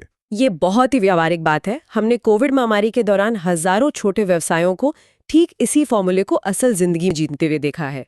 जब लॉकडाउन लगा तो उन्होंने उत्पादन रोक दिया। बिल्कुल रोक दिया था। हाँ, इस बिंदु पर उन्हें एक घाटा जरूर हुआ, और वो घाटा उनकी निश्चित लागत यानी फिक्स कॉस्ट के बराबर था, जैसे कि दुकान का किराया जो दुकान बंद रहने पर भी देना ही पड़ता है। लेकिन कम से कम उन्होंने दूध और बीन्स पर होने वाले अतिरिक्त नुकसान को तो रोक लिया। सही कहा आपने। अर्थशास्त्र के ये सिद्धांत किताबों से निकलकर सीधे हमारी जिंदगी पर लागू होते हैं। तो अर्थशास्त्र के इन नियमों से अब चर्चा का रुख भारत के उस पवित्र दस्तावेज की ओर मोड़ते हैं जो इस पूरे देश के नियम तय करता है, यानी हमारा संविधान। पॉलिटी का सेक्शन। जब हम न्यायपालिका की भाषा की बात करते हैं तो संविधान का अनुच्छेद 348 एक बहुत ही रोचक स्थिति पैदा करता है। आर्टिकल 348? हाँ। क्या ये हैरानी की बात नहीं है कि भारत के सर्वोच्च न्यायालय की पूरी कार्यवाही सिर्फ और सिर्फ अंग्रेजी भाषा में ही होती है? एक आम नागरिक जो शायद किसी दूरदराज के गांव से आता है, उसके लिए देश की सबसे बड़ी अदालत में न्याय की भाषा उसकी अपनी भाषा नहीं है। के सामने ये एक बहुत बड़ी चुनौती थी कि देश की सर्वोच्च अदालत के लिए किस भाषा को चुना जाए, क्योंकि भारत में तो अनगिनत भाषाएं बोली जाती हैं। बिल्कुल। ऐसे में बहुत सोच समझकर अंग्रेजी को एक तटस्थ भाषा या न्यूट्रल लैंग्वेज के रूप में चुना गया। इसका उद्देश्य यह सुनिश्चित करना था कि पूरे देश से आने वाले न्यायाधीश और वकील एक समान भाषा में कानूनी दस्तावेजों और बहसों को समझ सकें, बिना किसी भाषाई पक्षपात के। लेकिन क्या ये नियम राज्यों के उच्च न्यायालयों यानी हाईकोर्ट्स पर भी उसी सख्ती से लागू होता है? नहीं, उच्च न्यायालयों के मामले में संविधान थोड़ी छूट देता है। यहाँ अपवाद संभव है। वो कैसे? अगर किसी राज्य का राज्यपाल चाहे तो वो भारत के राष्ट्रपति की पूर्व अनुमति लेकर उस राज्य के उच्च न्यायालय की कार्यवाही में हिंदी या उस राज्य की किसी क्षेत्रीय भाषा के प्रयोग की अनुमति दे सकता है। अच्छा, मतलब प्रेसिडेंट की परमिशन जरूरी है? हाँ, प्रेसिडेंट की परमिशन मस्ट है, लेकिन ध्यान रहे सर्वोच्च न्यायालय के लिए ऐसा कोई अपवाद नहीं है। अनुच्छेद 348 स्पष्ट करता है कि वहां काम अंग्रेजी में ही होगा। भाषाओं की बात हो ही रही है तो संविधान की 8वीं अनुसूची का रहस्य भी खोल ही लेते हैं। मूल संविधान जब लागू हुआ था तब इस 8वीं अनुसूची में केवल 14 भाषाएं शामिल थीं। 14 भाषाएं। लेकिन समय के साथ हुए विभिन्न संशोधनों के बाद आज वर्तमान में इनकी संख्या बढ़कर 22 हो गई है। और यहाँ पर फिर से एक बहुत बड़ा नेगेटिव ट्रैप छिपा हुआ है। वो कौन सा? अक्सर परीक्षाओं में या सामान्य चर्चाओं में लोग बहुत सहजता से मान लेते हैं कि अगर सर्वोच्च न्यायालय का काम अंग्रेजी में होता है तो अंग्रेजी भी इन 22 आधिकारिक भाषाओं में शामिल होगी। हाँ, ये तो बहुत कॉमन डाउट है। लेकिन ये बिल्कुल गलत है। अंग्रेजी भारतीय संविधान की 8वीं अनुसूची का हिस्सा नहीं है। ये सच में एक ऐसा तथ्य है जो अच्छों को उलझा देता है। और इन 22 भाषाओं में जो नई भाषाएं जुड़ी उन्हें याद रखने के लिए नोट्स में कुछ बहुत ही बेहतरीन ट्रिक्स दी गई हैं। हाँ, वो ट्रिक्स बहुत काम की हैं। जैसे 71वें संविधान संशोधन जो 1992 में हुआ, उसके जरिए जो भाषाएं जोड़ी गईं उन्हें हम नमक शब्द से याद रख सकते हैं। न से नेपाली, म से मणिपुरी और क से कोंकणी। नमक, बहुत बढ़िया ट्रिक है। और फिर 92 में संशोधन जो 2003 में हुआ, उसके लिए ट्रिक है BDMS, बोडो, डोगरी, मैथिली और संथाली। ये ट्रिक्स वाकई बहुत कारगर हैं। लेकिन इन दोनों संशोधनों से पहले एक और बहुत महत्वपूर्ण संशोधन हुआ था जिसे हम नहीं भूलना चाहिए। कौन सा? 21वां संविधान संशोधन जो 1967 में हुआ था। इसके तहत सिंधी भाषा को इस अनुसूची में सबसे पहले जोड़ा गया था। इन्हीं 3 प्रमुख संशोधनों 21वें, 71वें और 92वें में को याद रखकर ही हम 14 से 22 भाषाओं तक के सफर को पूरी तरह समझ सकते हैं। अब संविधान के इन पन्नों से थोड़ा पीछे चलते हैं, उस दौर में जहां इन कानूनों और समाज के ढांचों को बदलने की नींव रखी जा रही थी। चलिए इतिहास की गहराइयों में उतरते हैं। चलिए सबसे पहले बात करते हैं तत्वबोधिनी सभा की, जिसकी स्थापना 6 अक्टूबर 1839 को कलकत्ता में हुई थी। इतिहास के इस हिस्से में अक्सर एक बहुत बड़ा भ्रम पैदा होता है। जब भी बंगाल में समाज सुधार की बात आती है तो बहुत से लोग मान लेते हैं कि तत्वबोधिनी सभा की स्थापना राजा राममोहन राय ने की होगी, क्योंकि वो ब्रह्म समाज के संस्थापक थे। बिल्कुल, लेकिन यह एक गलत तथ्य है। इसकी स्थापना देवेंद्रनाथ टैगोर ने की थी, जो कि मशहूर कवि रविंद्रनाथ टैगोर के पिता थे। देवेंद्रनाथ टैगोर का मुख्य उद्देश्य वेदांत दर्शन और ब्रह्म समाज के मूल सिद्धांतों का गहराई से प्रचार प्रसार करना था। उन्होंने इसके लिए तत्वबोधिनी पत्रिका भी निकाली थी। हाँ, अगर हम बंगाल के पुनर्जागरण को देखें तो इस पत्रिका ने वैचारिक क्रांति लाने में एक बेहद महत्वपूर्ण भूमिका निभाई थी। हालांकि आगे चलकर 1859 में इस सभा का आधिकारिक रूप से ब्रह्म समाज में ही विलय कर दिया गया। बिल्कुल। और यहाँ से जो एक तस्वीर उभरती है वो है शांतिपूर्ण और वैचारिक सुधारों की। लेकिन देखिए, इतिहास कभी एक ही दिशा में नहीं चलता। सही बात है। एक तरफ जहां समाज सुधार हो रहे थे, वहीं दूसरी तरफ इसी दौर में एकदम विपरीत विचारधारा भी जन्म ले रही थी, सशस्त्र क्रांति। और इसमें सबसे बड़ा नाम आता है 1906 में बने युगांतर समूह का। युगांतर समूह का मानना था कि सिर्फ याचिकाओं और शांतिपूर्ण अपीलों से आज़ादी नहीं मिलने वाली। एकदम नहीं। इसके प्रमुख चेहरों में बारेंद्र कुमार घोष और अरबिंदो घोष और भूपेंद्रनाथ दत्त शामिल थे। इनकी गतिविधियां बहुत आक्रामक थीं, जैसे बम बनाना और क्रांतिकारी विचारों को फैलाने के लिए अखबार निकालना, और मशहूर अलीपुर बम कांड जैसी साहसिक घटनाएं। यहाँ भी एक बहुत बड़ा प्रश्न अक्सर उलझाता है। कई बार पूछा जाता है कि इनमें से कौन युगांतर समूह से संबंधित नहीं था, और विकल्प में सुरेंद्रनाथ बनर्जी का नाम दे दिया जाता है। ओहो, ये तो कंफ्यूजिंग है। यहीं पर ऐतिहासिक स्पष्टता काम आती है। सुरेंद्रनाथ बनर्जी युगांतर समूह के सदस्य बिल्कुल नहीं थे। वे विचारधारा से एक उदारवादी नेता थे, यानी मॉडरेट थे। मतलब वे बम और पिस्तौल की राजनीति में विश्वास नहीं करते थे? बिल्कुल नहीं। उन्होंने इंडियन नेशनल एसोसिएशन की स्थापना की थी, जो संवैधानिक तरीके से यानी कानून के दायरे में रहकर अपनी मांगें मनवाने में यकीन रखती थी। ये वैचारिक टकराव इतिहास को और भी दिलचस्प बनाता है। चलिए, इतिहास के इस रोमांचक सफर में कुछ और महत्वपूर्ण आंदोलनों को थोड़ी और गहराई से डिकोड करते हैं। अक्सर हम इतिहास की घटनाओं को सिर्फ एक लाइन में पढ़कर आगे बढ़ जाते हैं, लेकिन उनके पीछे की कहानी बहुत बड़ी होती है। सही कहा। जैसे 1818 का फराजी आंदोलन। फराजी आंदोलन की शुरुआत हाजी शरीयतुल्लाह ने की थी। दिलचस्प बात यह है कि ये शुरू तो एक शुद्ध धार्मिक आंदोलन के रूप में हुआ था, जिसका मकसद इस्लाम की कुछ बुनियादी शिक्षाओं की ओर लौटना था। लेकिन समय के साथ इसकी प्रकृति पूरी तरह बदल गई।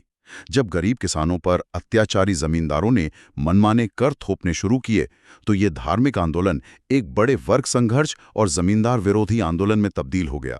ये दिखाता है कि कैसे आर्थिक शोषण किसी भी आंदोलन की दिशा बदल सकता है। इसके बाद एक और बड़ा मोड़ आता है 1906 में, जब ढाका में मुस्लिम लीग की स्थापना हुई। मुस्लिम लीग। इसके संस्थापक नवाब सलीमुल्लाह खान और आगा खान थे। लेकिन इसका जो सबसे बड़ा और दूरगामी लक्ष्य था, वो महज एक राजनीतिक दल बनाना नहीं था। उनका मुख्य लक्ष्य था पृथक निर्वाचिका, या जिसे हम सेपरेट इलेक्टोरेट कहते हैं, उसकी मांग करना। अच्छा। ये एक ऐसा वैचारिक कदम था जिसने भारतीय इतिहास और राजनीति की दिशा को हमेशा के लिए बदल कर रख दिया। इसका मतलब था कि मुसलमानों के लिए अलग चुनाव क्षेत्र होंगे, जहां केवल मुस्लिम मतदाता ही वोट दे सकेंगे। इस एक मांग ने आगे चलकर भारत के सामाजिक और राजनीतिक ताने बाने पर बहुत गहरा असर डाला। और आज़ादी से कुछ समय पहले की एक बेहद महत्वपूर्ण घटना, 1938 का हरिपुरा अधिवेशन। हम सभी जानते हैं कि इस अधिवेशन की अध्यक्षता नेताजी सुभाष चंद्र बोस ने की थी। हाँ, हरिपुरा सेशन बहुत मशहूर है। लेकिन यह अधिवेशन सिर्फ अध्यक्ष के नाम के लिए नहीं, बल्कि इसके एक बहुत ही दूरदर्शी फैसले के लिए याद रखा जाता है। बिल्कुल। इसी हरिपुरा सेशन में राष्ट्रीय योजना समिति यानी नेशनल प्लानिंग कमेटी का गठन किया गया था, और इस समिति का प्रमुख पंडित जवाहरलाल नेहरू को बनाया गया था। ये बहुत बड़ी बात है। सोचिए कि देश अभी आजाद भी नहीं हुआ है, लेकिन हमारे नेता ये योजना बना रहे हैं कि स्वतंत्र भारत की आर्थिक रूपरेखा कैसी होगी। ये स्वतंत्र भारत के आर्थिक भविष्य की नींव रखने वाला एक बहुत बड़ा कदम था। अतीत में योजनाएं बनाने की बात से अब हम सीधे भविष्य की छलांग लगाते हैं। बात करते हैं 2025 की अत्याधुनिक तकनीक और सरकारी योजनाओं और वर्तमान उपलब्धियों की। ये मेरा पसंदीदा हिस्सा है। यहाँ बहुत कुछ ऐसा घटित हो रहा है जो सीधे प्रशासन के काम करने का तरीका बदल देगा। सबसे पहले बात करते हैं उम्मीद प्लेटफॉर्म की, जिसका लक्ष्य जून 2025 तक पूरा होना है। UMEED उम्मीद प्लेटफॉर्म तकनीक का प्रशासन में एक बहुत बेहतरीन उपयोग है। ये अल्पसंख्यक मामलों के मंत्रालय की एक पहल है। इसका मुख्य उद्देश्य देश भर की वक्फ संपत्तियों का पूरी तरह से डिजिटलीकरण करना और उनकी जियो टैगिंग करना है। इसे थोड़ा सरल शब्दों में समझे तो ऐतिहासिक रूप से जमीनों और संपत्तियों के कागजात बहुत अव्यवस्थित रहे हैं। बहुत ज्यादा। जियो टैगिंग का मतलब है कि अब सैटेलाइट और जीपीएस की मदद से हर एक संपत्ति की सटीक लोकेशन डिजिटल मैप पर दर्ज होगी। इससे भ्रष्टाचार कम होगा और पारदर्शिता सुनिश्चित होगी। ये बहुत बड़ा प्रशासनिक सुधार है। और तकनीक की इसी कड़ी में मार्च 2025 तक एक और बड़ा धमाका होने वाला है, एआई डेटा बैंक और एआई कोष की लॉन्चिंग। एआई कोष इसे आईटी मंत्री अश्विनी वैष्णव द्वारा लॉन्च किया जाना है। एआई कोष दरअसल शोधकर्ताओं और नए स्टार्टअप्स के लिए डेटा सेट का एक बहुत बड़ा खजाना होगा, जिससे भारत में आर्टिफिशियल इंटेलिजेंस के विकास को अभूतपूर्व गति मिलेगी। और इन सब जटिल एआई मॉडल्स को चलाने के लिए बहुत भारी कंप्यूटिंग पावर की जरूरत होती है। यहीं पे नेशनल सुपर कंप्यूटिंग मिशन की भूमिका आती है। बिल्कुल, बिना हार्डवेयर के एआई कैसे चलेगा? इस मिशन का तकनीकी लक्ष्य है मार्च 2025 तक भारत की सुपर कंप्यूटिंग क्षमता को 35 पेटाफ्लॉप्स तक ले जाना। 35 पेटाफ्लॉप्स? एक पेटाफ्लॉप का मतलब होता है 1 सेकंड में 1 करोड़ अरब गणनाएं करने की क्षमता। 35 पेटाफ्लॉप्स का मतलब है कि हमारे कंप्यूटर्स मौसम की भविष्यवाणी से लेकर बीमारियों के शोध तक हर काम पलक झपकते कर सकेंगे। यहाँ तारीखों को देखकर थोड़ा सतर्क रहना जरूरी है। उम्मीद प्लेटफॉर्म का लक्ष्य जून 2025 है, जबकि एआई कोष और सुपर कंप्यूटिंग मिशन का लक्ष्य मार्च 2025 है। तकनीक की इन भारी भरकम बातों के बाद अब थोड़ा रुककर संस्कृति और खेल और साहित्य की बात भी कर लेते हैं। 2024 में प्राकृत भाषा को एक बड़ा सम्मान मिला। इसे शास्त्रीय भाषा का दर्जा दिया गया। प्राकृत को ये दर्जा मिलना सांस्कृतिक रूप से बहुत महत्वपूर्ण है। प्राकृत भाषा का सीधा और बहुत गहरा संबंध प्राचीन जैन ग्रंथों से है। इस भाषा को शास्त्रीय दर्जा मिलने से इन प्राचीन ग्रंथों के संरक्षण और उन पर शोध करने के काम को बहुत बढ़ावा मिलेगा, जो कि हमारी विरासत को सहेजने के लिए बेहद जरूरी है। खेल के मैदान से भी कुछ शानदार रिकॉर्ड सामने आए हैं। जनवरी 2025 में भारतीय महिला क्रिकेटर स्मृति मंधाना ने वनडे इंटरनेशनल क्रिकेट में सबसे तेज 4000 रन पूरे करने का ऐतिहासिक रिकॉर्ड अपने नाम कर लिया है। बहुत बड़ी उपलब्धि है ये। इसके अलावा प्रो कबड्डी लीग यानी पीकेएल को बेस्ट स्पोर्ट्स लीग अवार्ड से भी नवाजा गया है। और अंत में साहित्य की दुनिया के 2 बहुत ही मजबूत और गहरे संदर्भों का जिक्र करना जरूरी है, जो इस अध्ययन सामग्री का हिस्सा हैं। बताइए। पहला है मशहूर लेखिका अमृता प्रीतम का उपन्यास पिंजर। यह भारत-पाकिस्तान विभाजन के दर्द और महिलाओं की पीड़ा और उस भयंकर त्रासदी पर आधारित एक बहुत ही मार्मिक रचना है। और दूसरा उल्लेख है गुरदयाल सिंह की किताब 2 लाइव्स ऑफ अ मैन का। साहित्य की ये दोनों रचनाएं अपने अपने तरीके से मानवीय संघर्षों की बहुत गहरी कहानी बयां करती हैं। पिंजर तो इतिहास के उस काले पन्ने को मानवीय संवेदनाओं के साथ सामने रखती है, जिसे अक्सर सिर्फ आंकड़ों में पढ़ा जाता है। सही बात है। तो अगर हम आज की इस पूरी चर्चा को समेटें तो हमने अर्थव्यवस्था के शटडाउन पॉइंट में कॉफी शॉप के नुकसान से लेकर न्यायपालिका की तटस्थ भाषा के रूप में अंग्रेजी के इतिहास तक का सफर तय किया।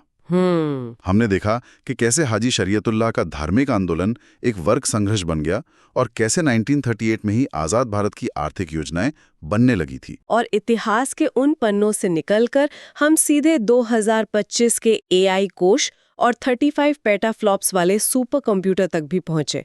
ये सारी जानकारियां आपस में इस तरह जुड़ी हुई हैं कि एक बार संदर्भ समझ आ जाए तो इन्हें भूलना मुश्किल है। इस पूरी चर्चा को समाप्त करने से पहले नोट्स के अंत में दी गई एक बहुत ही सटीक और अचूक सीख को मैं यहाँ जरूर दोहराना चाहूंगा। Consistency plus revision is equal to selection. Consistency plus revision यानी निरंतरता और लगातार अभ्यास ही वो एकमात्र रास्ता है जो सफलता की ओर ले जाता है। सूचनाएं कितनी भी अच्छी क्यों ना हो, बिना रिविजन के वे स्मृति में नहीं टिकती। आज के इस गहन विश्लेषण में हम एक ऐसे विषय पर बात करने जा रहे हैं जो हम सभी के जीवन की सबसे बुनियादी पहेली को सुलझाता है। बिल्कुल। और आज हमारे सामने जो डॉक्यूमेंट और नोट्स रखे हैं वो पहली नज़र में किसी शिक्षक भर्ती परीक्षा जैसे DSSBPRT 2026 की तैयारी के लिए बनाए गए चाइल्ड डेवलपमेंट पर्सपेक्टिव्स के स्लाइड नोट्स लग सकते हैं। हाँ, इस यात्रा की शुरुआत विकास के बिल्कुल बुनियादी आधार से करते हैं। इन डॉक्यूमेंट्स में विकास की एक बहुत ही स्पष्ट डेफिनेशन दी गई है, जिसे वूम टू टूम यानी गर्भ से लेकर कब्र तक चलने वाली एक निरंतर प्रक्रिया बताया गया है। हाँ, और अक्सर आम बोलचाल में लोग विकास या डेवलपमेंट का मतलब सिर्फ फिजिकल चेंजेस जैसे हाइट या वेट के बढ़ने से लगा लेते हैं, जो कि पूरी तरह सच नहीं है। बिल्कुल नहीं। यहाँ एक बहुत बड़ा अंतर स्पष्ट किया गया है कि विकास केवल क्वांटिटेटिव यानी मात्रात्मक नहीं है, ये एक क्वालिटेटिव यानी गुणात्मक परिवर्तन भी है। क्वालिटेटिव से आपका मतलब है कि सिर्फ हमारा शरीर ही नहीं बढ़ता, बल्कि हमारा कॉग्निटिव स्ट्रक्चर यानी हमारी सोचने समझने की क्षमता भी बढ़ती है। हाँ, और इसके साथ ही हमारा साइको सोशल बिहेवियर भी लगातार बदलता रहता है। इस क्वालिटेटिव बदलाव को समझने के लिए नोट्स में एक बहुत ही दिलचस्प केस स्टडी दी गई है। अच्छा, निताली वाली केस स्टडी। हाँ, 3.5 साल की एक बच्ची है नीथा। वो कहीं जाने के लिए तैयार हो रही है और अपने जूते के फीते खुद बांधने की जिद कर रही है। जब कोई उसकी मदद करना चाहता है तो वो कहती है I'll do it, यानी मैं खुद करूंगी। ये देखने में तो बस एक छोटी बच्ची की जिद लगती है कि मुझे खुद करना है। देखने में लगता है, लेकिन नीथा का ये छोटा सा एग्जाम्पल विकास के साइकोसोशल पहलू को बहुत गहराई से दर्शाता है। अगर हम इसे फेमस साइकोलॉजिस्ट एरिक एरिक्सन के सिद्धांतों के चश्मे से देखें तो 3.5 साल की नीथा इस वक्त ऑटोनॉमी वर्सेस शेम यानी स्वायत्तता बनाम शर्म के बहुत इंपॉर्टेंट फेज से गुजर रही है। ऑटोनॉमी वर्सेस शेम, थोड़ा इसको और सिंपल लैंग्वेज में समझते हैं। जरूर। देखिए, इस उम्र में बच्चा पहली बार ये फील करता है कि वो इस दुनिया में एक इंडिपेंडेंट व्यक्ति है।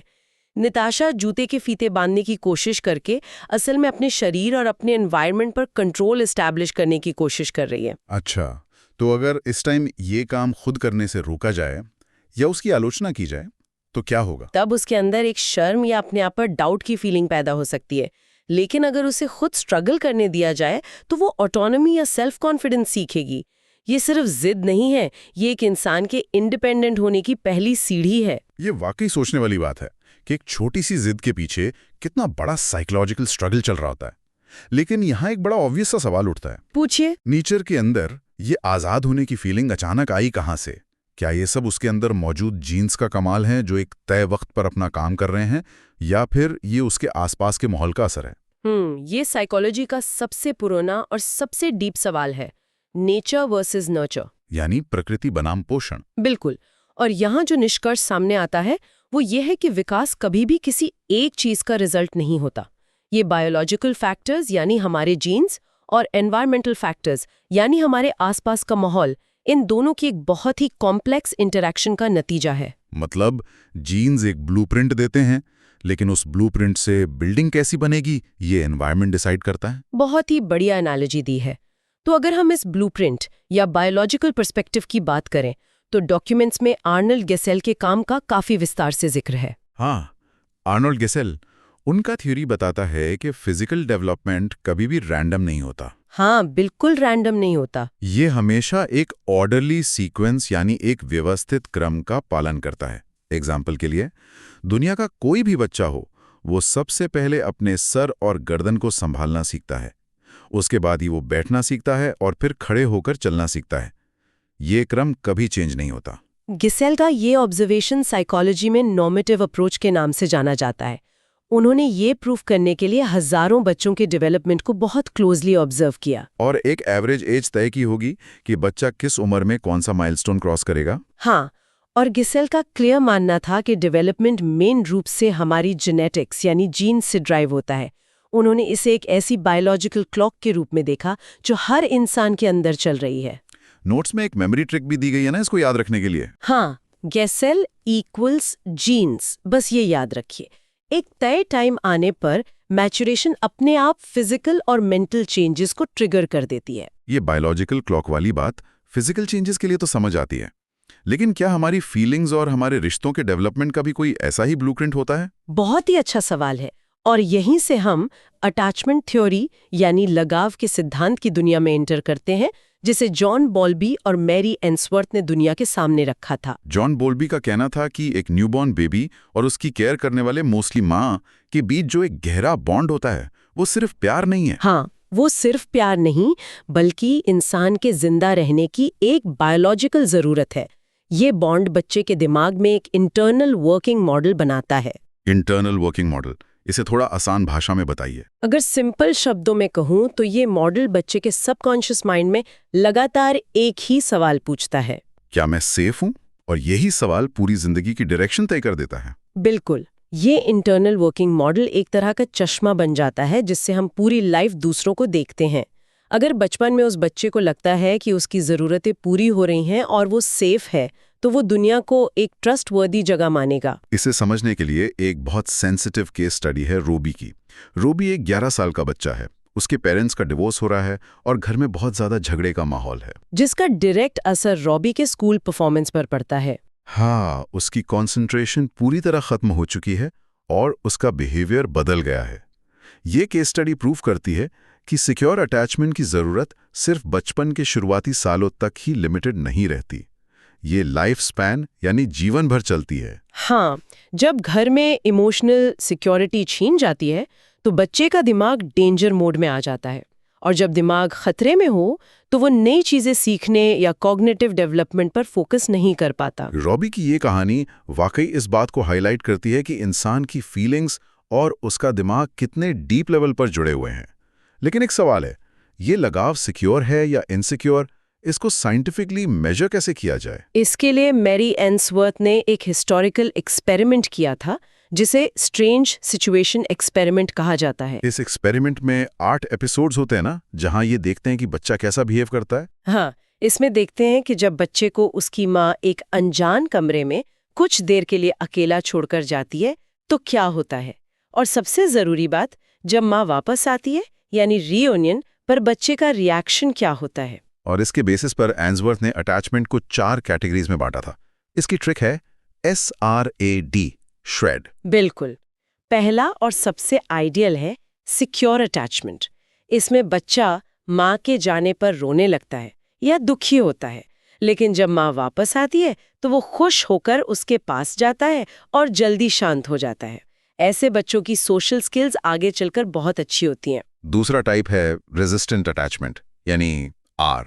इस सिचुएशन में बच्चा बहुत ज्यादा एंग्जाइटी में रहता है।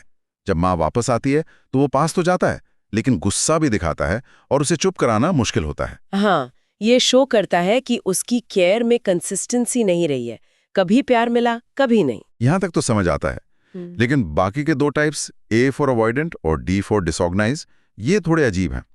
अवॉइडेंट में बच्चा माँ के जाने या आने पर कोई खास रिएक्शन ही नहीं देता। हाँ, वो एक तरह की इमोशनल डिस्टेंस बना लेता है। और डिसऑर्गेनाइज्ड अटैचमेंट सबसे कंफ्यूजिंग है। उसमें बच्चा अपनी ही माँ के पास जाना भी चाहता है और उससे डर भी रहा है। ऐसा कॉन्ट्रडिक्शन क्यों पैदा होता है? डिसऑर्गेनाइज्ड अटैचमेंट सबसे नेगेटिव आउटकम है। ये कॉन्ट्रडिक्शन तब बनता है जब केयर करने वाला इंसान ही बच्चे के डर का कारण बन जाए। मतलब अगर माँ ही बच्चे को डरा रही हो या खुद बहुत डरी हुई हो। हाँ, अब बच्चे का बायोलॉजिकल नेचर कहता है कि सेफ्टी के लिए माँ के पास जाओ, लेकिन उसका एक्सपीरियंस कहता है कि उसी माँ से दूर भागो। इस चक्कर में बच्चा पूरी तरह कंफ्यूज हो जाता है और उसका बिहेवियर डिसऑर्गेनाइज्ड हो जाता है। ये तो वाकई फ्यूचर के लिए बहुत नुकसानदेह है। इस सब से तो ये लगता है कि हमारे शुरुआती अनुभव हमारी पूरी लाइफ को शेप करते हैं। पर क्या सब कुछ बचपन में ही तय हो जाता है? यही वो पॉइंट है जहां पॉल बॉल्टस का लाइफ स्पैन पर्सपेक्टिव सामने आता है। बॉल्टस इस पुरानी सोच को पूरी तरह रिजेक्ट करते हैं कि विकास सिर्फ बचपन या एडोलेसेंस तक होता है। हाँ, उनका मानना है कि विकास एक मल्टी डायरेक्शनल यानी बहुदिशात्मक प्रक्रिया है जो हमारे आखिरी दिन तक चलती है। मल्टी डायरेक्शनल का मतलब है कि उम्र के साथ हम सिर्फ चीजें खोते नहीं हैं। जहां कुछ फिजिकल एबिलिटीज कम होती हैं, वहीं एक्सपीरियंस और समझ जैसी क्षमताएं बढ़ती भी हैं। बॉल्टस की थ्योरी में एक कंसेप्ट है प्लास्टिसिटी यानी लाचीलापन। इसका मतलब है कि इंसान का दिमाग पत्थर पर खींची लकीर नहीं है। हम अपने एक्सपीरियंस के बेसिस पर खुद को बदल सकते हैं, चाहे उम्र कोई भी हो। जैसे अगर कोई बुढ़ापे में चेस खेलना शुरू करे तो वो अपने ब्रेन के न्यूरल नेटवर्क्स को नए सिरे से ट्रेन कर सकता है। इसे और प्रॉपर्ली समझने के लिए बाल्टस ने सॉक मॉडल दिया। सॉक मॉडल SOC, जहां S है सिलेक्शन, O है ऑप्टिमाइजेशन और C है कॉम्पेंसेशन। नोट्स में एक बहुत ही शानदार एग्जाम्पल दिया गया है एक पियानिस्ट का। उससे सॉक मॉडल बिल्कुल क्लियर हो जाता है। बिल्कुल। सोचिए, एक महान पियानो बजाने वाला है जिसकी उम्र अब 80 साल के पार हो चुकी है। अब उसकी उंगलियों में पहले जैसी स्पीड नहीं है। तो वो हार नहीं मानता, बल्कि सॉक मॉडल यूज करता है। सबसे पहले वो सिलेक्शन करता है। अपने हजारों गानों में से कुछ चुने हुए बेस्ट गाने ही बजाने का डिसाइड करता है। उसके बाद वो उन चुने हुए गानों का ऑप्टिमाइजेशन करता है, यानी पहले से कहीं ज्यादा रिहर्सल करता है। और आखिर में वो कंपनसेशन करता है। क्योंकि वो वैसे फास्ट नहीं बजा सकता, इसलिए फास्ट हिस्सों से ठीक पहले वो अपनी स्पीड थोड़ी धीमी कर देता है, जिससे ऑडियंस को आगे का हिस्सा ओरिजिनल स्पीड से भी ज्यादा फास्ट लगता है। ये एग्जाम्पल प्रूव करता है कि हम हर एज में अपनी लिमिटेशंस के हिसाब से नई स्ट्रैटेजी बना सकते हैं। लेकिन ध्यान देने वाली बात यह है कि ये सब हम अकेले वैक्यूम में नहीं करते। हाँ, हम एनवायरनमेंट का हिस्सा हैं। और यही बात उरिये ब्रॉनफेन-ब्रेनर ने अपनी बायो इकोलॉजिकल सिस्टम्स थ्योरी में समझाई है। उनका कहना है कि बच्चे का विकास उसके आसपास के एनवायरनमेंट की अलग-अलग लेयर से इफेक्ट होता है। उन्होंने इसको 5 सिस्टम्स में बांटा: माइक्रो, मेजो, एक्सो, मैक्रो और क्रोनो। इसकी मेमोरी ट्रिक है MMEMC। इसमें से मुझे एक्सोसिस्टम वाला पॉइंट सबसे इंटरेस्टिंग लगा।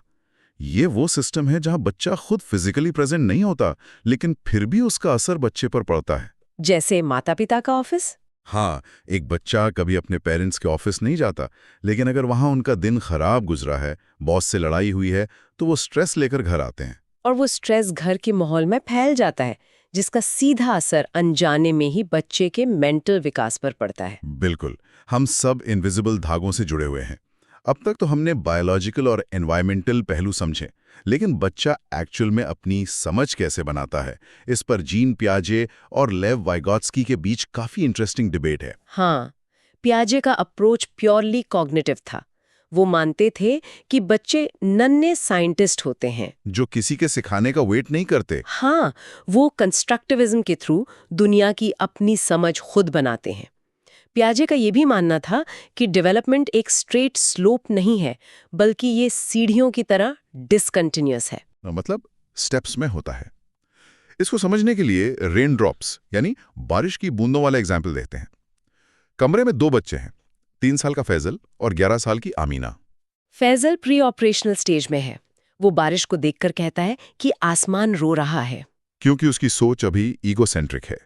वो हर नॉन लिविंग चीज में फीलिंग्स देखता है, जिसे एनिमिज्म कहते हैं। वहीं आमीना कॉन्क्रीट ऑपरेशनल स्टेज में आ चुकी है। वो जानती है कि आसमान रो नहीं रहा, बल्कि ये इवेपोरेशन और कंडेंसेशन का प्रोसेस है। ये बताता है कि एज बढ़ने पर सिर्फ इंफॉर्मेशन नहीं बढ़ती, बल्कि सोचने का तरीका ही बदल जाता है, क्वालिटेटिव तरीके से।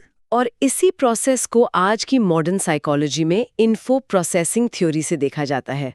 ये थ्योरी हमारे दिमाग को बिल्कुल एक कंप्यूटर की तरह मानती है। यानी दिमाग के फिजिकल सेल्स हमारा हार्डवेयर हैं और हमारी सोचने की स्ट्रैटेजीज हमारा सॉफ्टवेयर। हाँ, आजकल कॉग्निटिव न्यूरोसाइंस इसी पर काम करता है।